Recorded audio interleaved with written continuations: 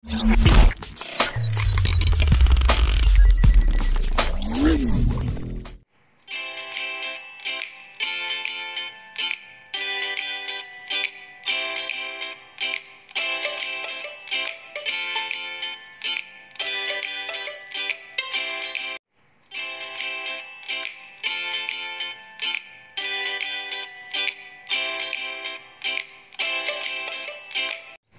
teman-teman semua, perkenalkan nama saya Arya Vladimir Ohaulase.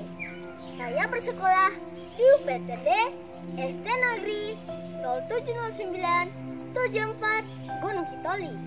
Hari ini saya akan menceritakan sebuah cerita yang berjudul Bae Balausi. Pada suatu hari, ada seekor monyet atau dalam bahasa Inggrisnya bae dan ada seekor kancil atau dalam bahasa Inggrisnya lausi. Mereka bertemu pada sebuah kebun milik pemimpin kampung yang bernama Tuha Samairi. Saat itu mereka menunjukkan kebolehannya sambil bercakap-cakap. Lalu monyet pun mulai melihat ke sekelilingnya.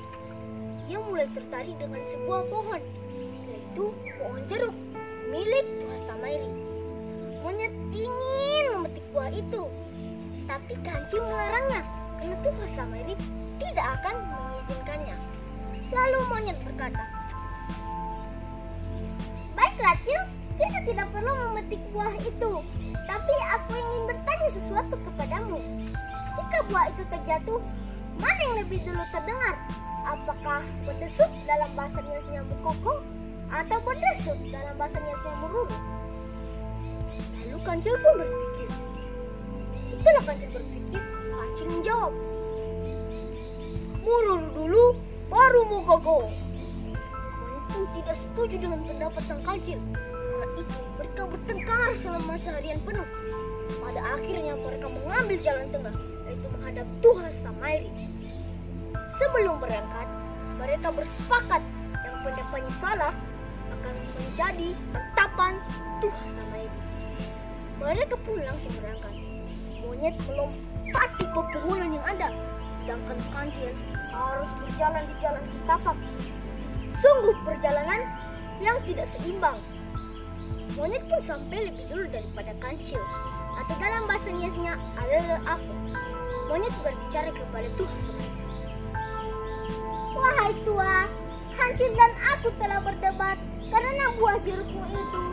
Kami ingin tahu mana yang lebih dulu terdengar jika buah itu terjatuh. Apakah mukoko atau mururu?" Lalu Tuha Samairi pun menjawab,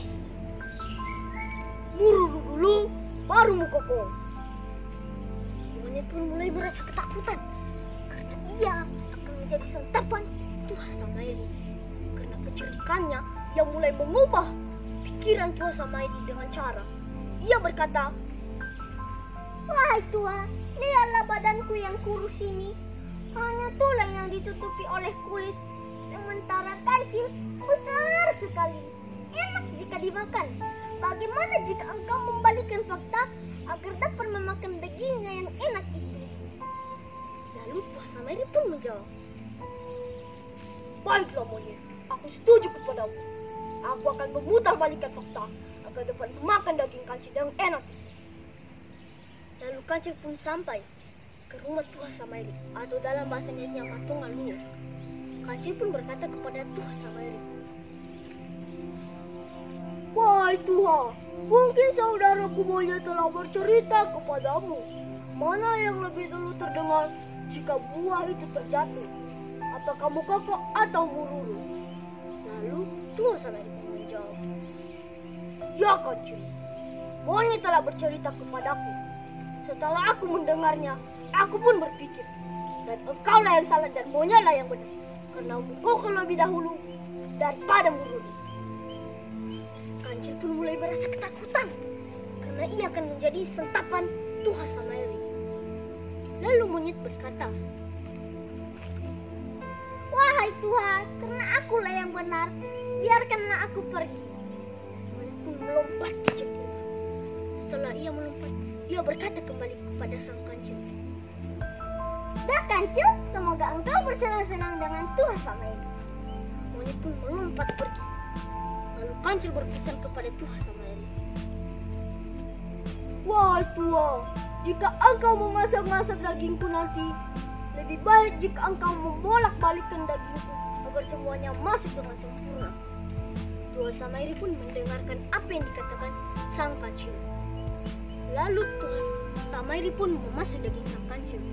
Saat ia sedang memasak daging sang kancil, tiba-tiba buku dari tulang sang kancil pun meledak dan mengenai mata Tua Samairi. Dia pun berteriak kesakitan. Aduh, katanya. Terdengar di seluruh desa. Seluruh orang yang ada di desa berdatangan ke rumahnya. Mereka bertanya-tanya, apa yang terjadi dengan Tua Samairi? Sayangnya, Tua Samairi tidak menjawabnya. Ia hanya berkata, janganlah kalian memutarbalikkan fakta, atau tidak kalian akan menanggung konsekuensinya sendiri. Setelah beberapa hari, akhirnya orang-orang di desa mengerti apa yang dikatakan Tua Samairi. Pesan moral yang kita dapat dalam cerita di atas adalah kita harus tetap berpegang kepada kebenaran dan jangan pernah memutarbalikkan fakta, atau tidak kita akan menanggung konsekuensinya sendiri. Baiklah, demikian cerita yang dapat saya sampaikan. Terimalah salam saya dalam bahasa daerahnya. Ya.